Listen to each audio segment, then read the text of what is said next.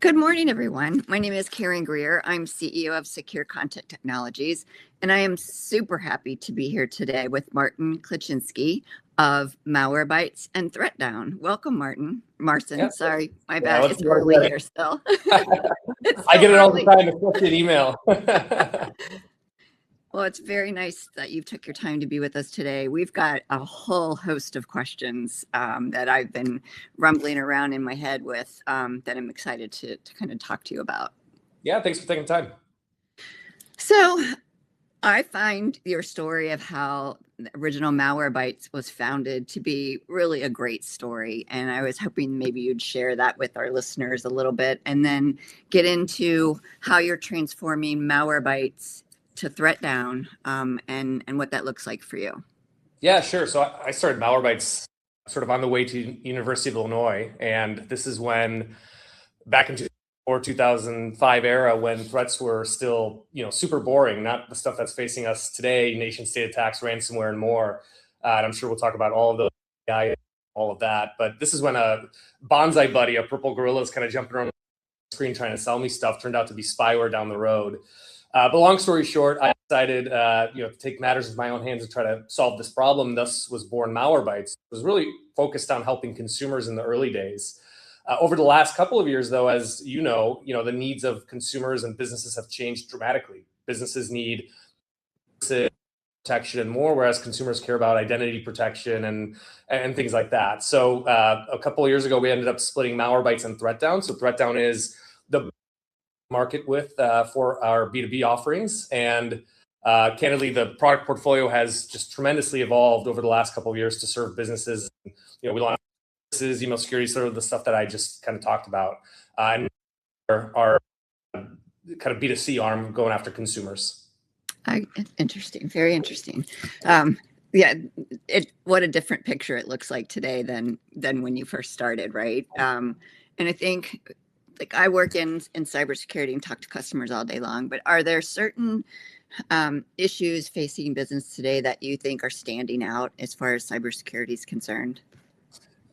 Back when I started the business, Malwarebytes, antivirus was good enough. I think we had, a lot of competitors out there like Symantec and McAfee, and they had basic antivirus. Then sort of the, network world started to take hold. Lots of firewall companies, Palo Alto Networks, et cetera. Then ransomware and, a lot of different iterations of the same thing. But today I think about, cybersecurity as sort of needing to solve the entire puzzle for their customers. And XDR, MDR, all of these, new categories have sort of spawned. So I see the world evolving. Businesses are, under attack from direction and are looking to vendors like myself, like others, to try to do it all for them, and partners like yourself to help them on that journey. So I think that's really the key change from 15 years ago when I started the business, where antivirus was good enough, you install it and everything. Today it's like that doesn't cut it, right? That's only one piece of the puzzle. Right, and I feel like too the IT team has to wear many different hats, and it feels impossible for them to know everything about everything, right? So relying on solutions like ThreatDown and Malwarebytes is crucial. Yeah, it's the whole jack of all trades, master of none, saying. I do not envy most IT and security teams all over the world having to solve all of this and be subject matter experts. And this is where partners like you and managed service providers and even vendors like us, need to make it simpler and help plug those gaps. I mean, you know how hard it is to hire in the cybersecurity environment, and there's thousands and thousands, tens of thousands of companies that are looking for people to help protect them, right? Absolutely. And I feel like we could be on the AI topic probably for literally hours, but I'm gonna dive into that one just a bit here, because I feel like it's really reshaping the cybersecurity landscape at warp speed. Do you agree with that point? And how do you think that that's happening? Yeah, I have many opinions on AI and just general life. I think it's being applied to everything. I've got my camera at home and in the house. The app I use is asking me if I'd like to ask the house questions through the AI. I don't even know what that means. Like, what am I asking my house?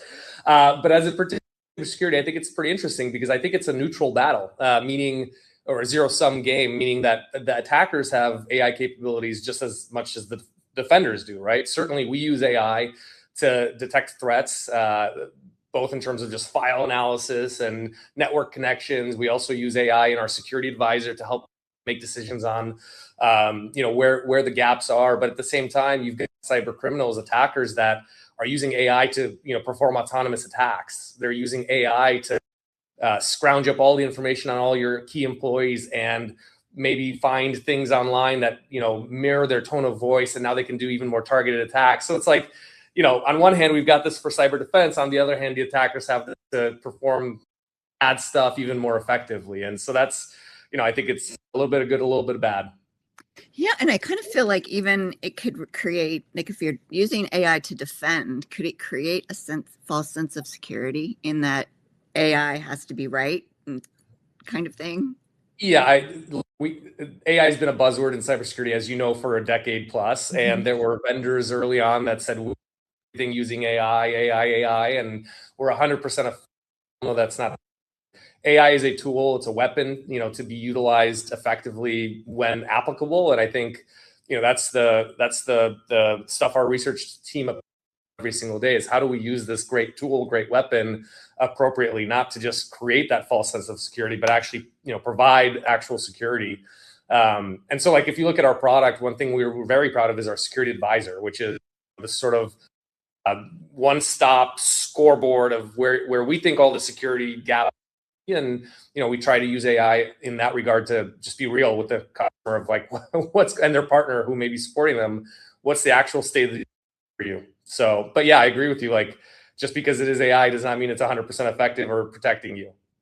When you all just released your state of malware report, which I read at length and found it really interesting. And I read in there that 2025 was the first in the wild use of autonomous AI agents. Did I get that correct? Yeah, I mean, at least notable or noticeable, and I think this is just the beginning in that approach. On keyboards, why do all of the hard work when AI exists to be able to pull away at some of that? So if you're a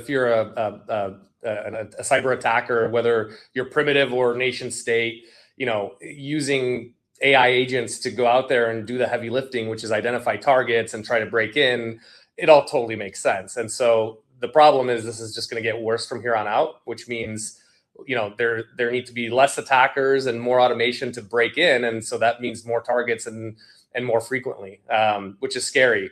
Our state of malware report said it's the first time that, people have seen this, but, if you just think pragmatically, I'm sure that this has been used in some capacity over the years, even decades, in terms of automation and some algorithms and then AI on top. Very world we live in. it is the world we live in, isn't it? And I also feel like for a while there, people were getting a little bit lax about the topic of ransomware. But just reading that report, I read there was an 8% increase in known attacks in 2025, which it looked like it might be trending down a little bit for a hot minute, and now it's right back on the rise. And 48% of those were in the US. That blew my mind a little bit because I would have assumed they were from other countries that we suspect a lot. Yeah, and Karen, that's not even the scariest part. Ransomware attacks are, said, people have gotten more laissez-faire about it, and the reason for that is, they knew ransomware was a thing. They now have doesn't spread. They have rollback procedures so that if a machine is ransomed, back. That's not the scary part to me. The scary part to me is the tactics by which the tactics that are changing for these attackers. Fine, we've encrypted all of your data, give us money. Well, I have backups of that data. It's okay. That data is mental health records from a student's, now the stakes are much higher, or health records or whatever, right? Something that is actually can be used to embarrass or create a political situation, what happens. I feel like, again, the momentum, the shift of momentum has gone back to the attackers. Fine, we don't need to just encrypt data and hold people ransom for it. We need to find data, and start to propagate it that way. So there's the encryption piece, data theft piece. I mean, all sort of related, in my opinion. Do you think there is a common misconception that a lot of businesses have about ransomware? I feel like And some of the people that I talk to, they feel like, oh, it's still the same old tactics of how they're using the ransomware, but it's really not. I mean, that the tactics have evolved and gotten more sophisticated and even more believable, I will say, as they're coming through. Are you guys seeing those things as well? Well, yes, absolutely. It's a full on, of attacks. There's all this, it's through email, through RDP, so not even, user engagement. I mean, there's actual devices that then propagate through the network. There's the data theft piece where they're holding student data for ransom, as I said, may not even be encrypting the data, but is ransomware, if all that makes sense. And and the other thing is, at least the primitive ones are so readily available on the dark web for $99 amount. I remember my first use of ChatGPT, like it's almost my first day of programming, where the first thing I did was, hello world calculator app. And the second thing was like, write me an antivirus. I ended up GPT, can you write me some ransomware? And this was back when it was still, allowing you to do sort of nefarious things. They didn't have all the guardrails in place. And good job. I mean, it's not something that would have worked against us or many of our competitors, but it's a great starting point and starts to teach even, the person that doesn't know this stuff, something about it pretty quickly. And that starts to spread, right? So I'm not looking forward to seeing what's next in that chapter. No, I'm not either. Not really. However, what I am looking forward to is where ThreatDown is headed. And of course, for me, being a part of your journey is very exciting. I'm stoked, and I believe 100% in everything ThreatDown is doing. And I kind of like to hear from you about maybe what you're most excited about, where ThreatDown is headed. Just kind of a microscopic view a little bit of where you're going, what makes ThreatDown so different. I know these things, but maybe our listeners don't. And so I'd love to hear from you how you feel ThreatDown is so different, where you're headed, and what's really exciting from your perspective. Yeah, for sure. And there's a variety of answers here, but for me, there's a lot of competitors in the space, as with many of them, and they all have to differentiate. We can't all be going for the same but it's not a winning recipe. For me, we just brought in Kendra, who obviously and she's helping us get our amazing partner program off the ground. I think, our partners are incredibly important in our go-to-market and bringing us customers that we can, partner with together and really have a successful deployment. A protected customer is a good customer for both of us, right? So that's the first thing. The second thing is I'm sure this is a topic we'll cover in some regard, but I believe is to get more complex. And so an area where I think ThreatDown shines is just the use of the product and the partner's ability to support the end customer, service provider of VAR like yourself, et cetera. So, and then look, the unique part of our business is that, we still have telemetry coming from all those malware devices all over the world. And what better threat telemetry, the grandmas and grandpas out there that are clicking on everything is in every business. And so having all of that amazing data come in and our training algorithms on it, I think is really differentiating, being able to protect. And then lastly, I think, completeness of the product portfolio. I think that there are, many competitors still that have gaps around whether they don't support email security or network. I think, one key area that we are really investing in is that product portfolio so that you don't have to go, look for 1,000 vendors to go solve problem. And uniquely, we don't try to build it all ourselves. In fact, we actually go partner, with Iron Scales for our email provider because they are just best in class, or Cloudflare for our DNS provider because they're best in class. And we handle the user interface and all of this sort of back end, but their networks, their AI algorithms, they're just superior to everything on the market. And why not partner with somebody that can do it best? So I think that's a long-winded answer, but I think where we sort of differentiate, competitively against our closest competitors, at least.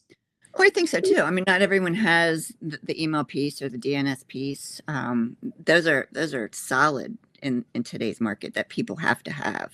Well, and one other thing is like the pricing and packaging needs to make sense for the customer too. And when you go to some of these competitors and there are 90 things on the shelf and you don't know what to buy, that doesn't help either. I know partners can help navigate those waters, but even then, you have to work with. So to understand every SKU of every vendor you work with, it's nonsense. And so just very simple pricing and packaging on our front as well. It's like, want to be protected or do you not? It's kind of how we try to define it. Well, I think you guys do an amazing job at that, and you create a lot of excitement in the market too, which is a pleasure to be a part of and represent. The technology's stellar, and you're headed in all the right directions, and I'm excited to be a part of it. Well, likewise, thank you for being a great partner of ours. Absolutely. Well, thank you, Marcin. I hope you have a wonderful rest of your day. And to all of our listeners, if you would like to reach out to me for any additional information on ThreatDown, I am here ready, willing, and able to assist you, and look forward to speaking to any of you that reach out. Thanks, Karen. Thanks, Marcin.